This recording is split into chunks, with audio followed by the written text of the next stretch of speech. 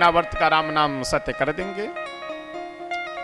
अब यशोदा मैया बढ़िया वात्सल्य भाव से गुनगुना रही थी और अपने लाला को दूध पिला रही थी और घूम रही थी दूध पिलाती हुई। धीरे धीरे भगवान अपने शरीर को भारी करने लगे, वजनदार करने लगे। यशोदा मैया देखे कि बताओ, अभी इतना हल्का लग रहा था, अब इतना शरीर भारी हो गया। अब कुछ और सोचे उससे पहले भगवान की कृपा से एक मन में भाव आ गया, सोची ओ हो लगता है ज्यादा दूध पिला दिए हैं इसलिए शरीर भारी हो गया। चलो अब जब ज्यादा दूध पी लिया है तो अब न पिलावे, चल करके सुला देते हैं। भगवान बोले हम यही तो चाह रहे थे, चल करके हमें सुला दो और तुम जाओ अपना काम करो अलग। यशोदा मैया अपने मन में विचार यह कि लगता है ज्यादा दूध पिला दिए हैं इसलिए इनका शरीर भारी हो गया है, जा करके पालने में सुला दी और भगवान ने बंद कर करके सोने का बहाना कर लिए। यशोदा जी देखे कि अब कुछ देर सो गया है तो चल करके घर के और सब काम निपटा ले। वह घर के अन्य कार्यों में व्यस्त हो गई जा करके, और इधर तृणावर्त आया, आ करके अपने बवंडर में ही पालने सहित भगवान को उठा करके वहां से चल पड़ा। यशोदा मैया जोर जोर से चिल्लाने लगी, चारों तरफ चीख पुकार मची।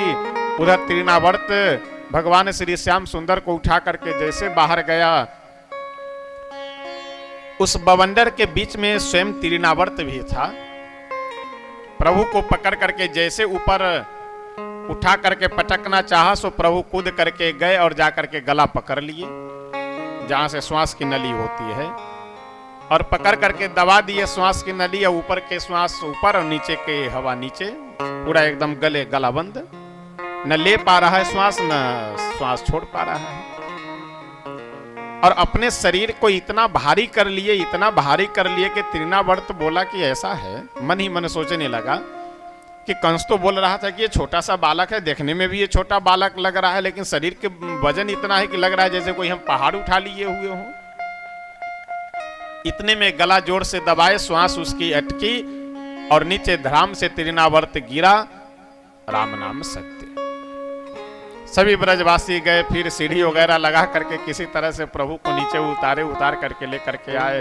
अब बड़े सब हमेशा चिंतित रहते हैं कन्हैया को लेकर के, नंद लाला को लेकर के, कि कब कौन सी दुर्घटना हो जाए, कब कौन सी अनहोनी हो जाए, कोई ठीक नहीं है। लेकिन हो चाहे ब्रजमंडल में, और आपसे तो कुछ छिपा नहीं है, आप तो सब जान रहे हैं कि नंद बाबा के घर में जो लाला हैं वो लाला नंद जी के नहीं, वो तो हमारे लाला हैं, मेरे लाला हैं वो।